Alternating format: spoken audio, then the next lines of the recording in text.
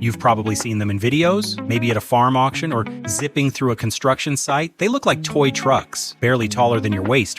But here's the wild part. These little machines can haul thousands of pounds, climb rough trails, and do jobs full-size pickups struggle with. They're called K-trucks. And once you find out what they can really do, you might want one in your driveway. First things first, what exactly is a K-truck? Think of it as a shrunken pickup. Most are under 11 feet long, just about 5 feet wide, and weigh around 1,500 pounds, lighter than a Honda Civic by a long shot. And yet, many can carry over 1,000 pounds in their little bed. That's like throwing an entire grand piano back there, and still having room for a couple bags of cement. They've got tiny engines, most around 660 cubic centimeters, but the magic is in their gearing. These trucks are built to work at lower speeds, so they can pull and carry way more than you'd expect for something this small. Their short wheelbase and ultra-tight turning radius make them perfect for weaving through narrow farm lanes, construction zones, or even cramped city alleys. Imagine maneuvering a full-size truck into a barn doorway without scraping anything. Tough, right? But with a K-truck, you can pivot into spaces a normal pickup couldn't dream of entering. What's even more surprising is how stable they feel when fully loaded. Their weight is balanced low to the ground, so even with a load of firewood, fencing supplies, or construction tools, they handle like a champ on uneven dirt roads. And because the bed is set lower than most pickups, you don't have to heave heavy items shoulder high to load them.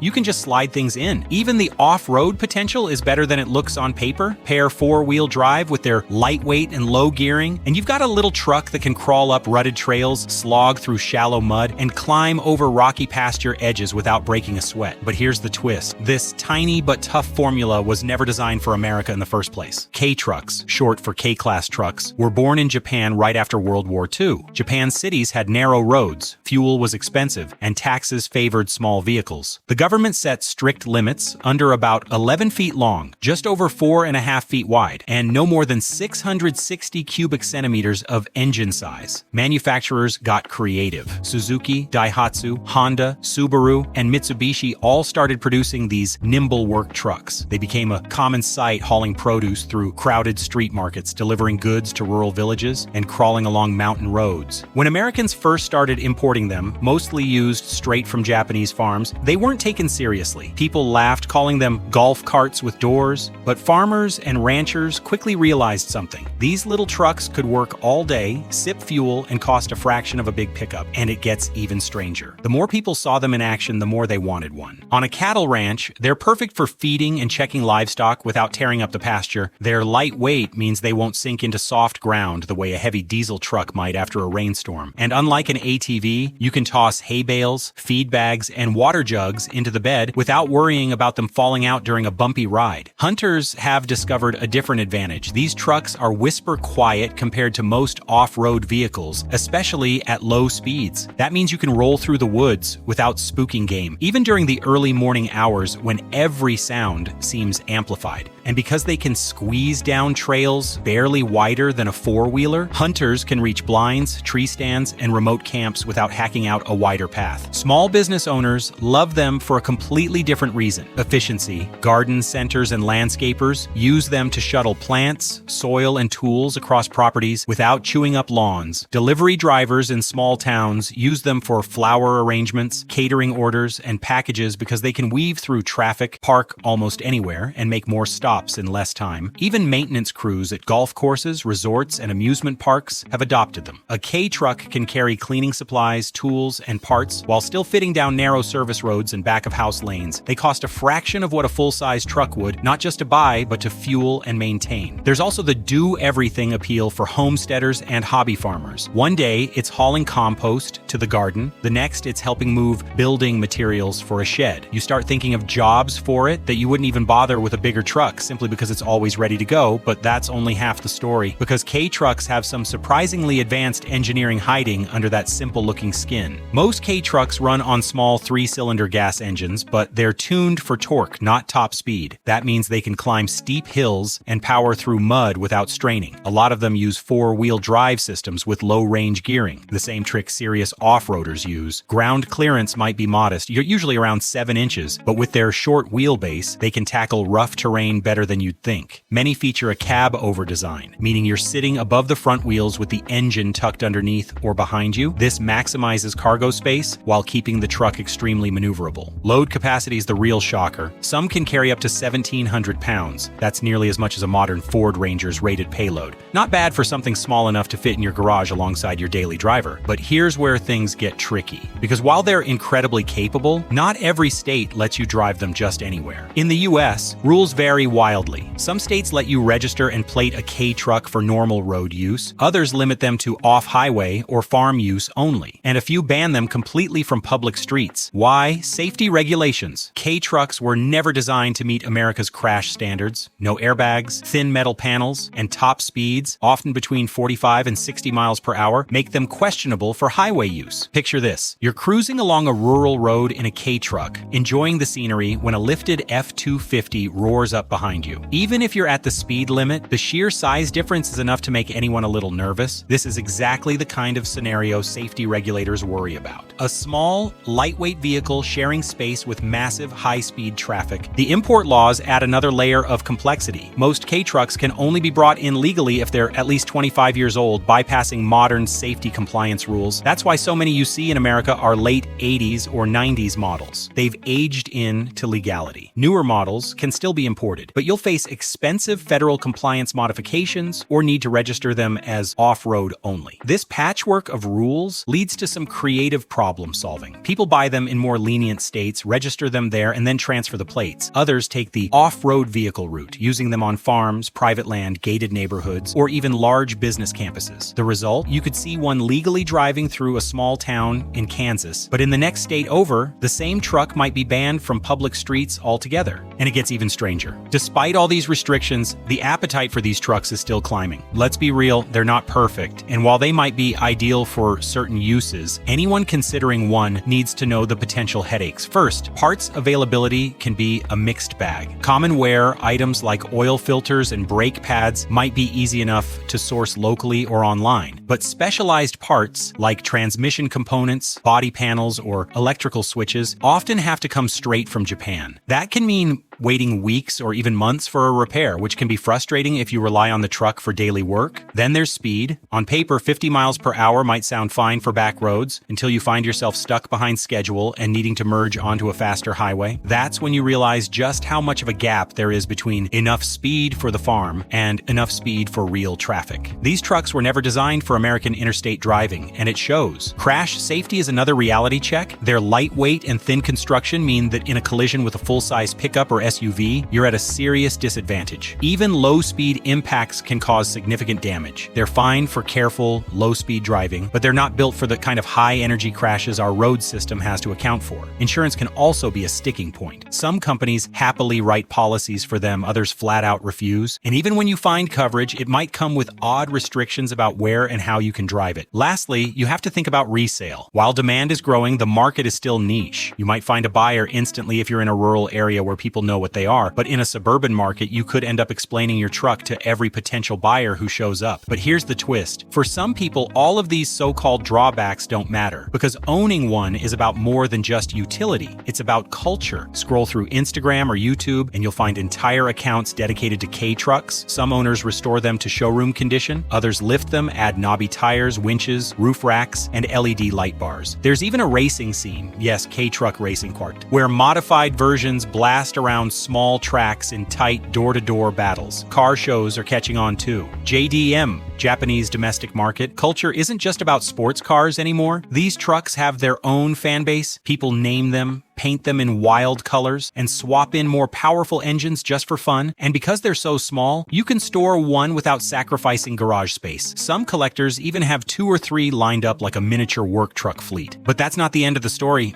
because tiny trucks might be about to take a big leap forward. Electric K-trucks are already popping up in Asia. Imagine the same compact workhorse, but silent, with instant torque and zero emissions. Some small American companies are experimenting with electric conversions for farm and industrial use. And with rising fuel prices, plus more awareness of micro-mobility solutions, the stage is set for a potential boom. If import laws ever loosen, or if U.S. manufacturers jump in, we could see K-trucks become a common sight in cities, suburbs, and rural communities alike. They may never replace full-size pickups, but as affordable, efficient, and versatile work vehicles, their time might be coming. So here's the bottom line. K-trucks aren't just a quirky import from Japan. They're proof that bigger isn't always better. They work hard, go where other trucks can't, and somehow manage to be fun at the same time. But I want to hear from you. If you had one of these tiny trucks, what would you use it for? Farming, hunting, just cruising around town turning heads? Drop your answer in the comments. And if you enjoyed this deep dive into the world of K-trucks, give this video a thumbs up,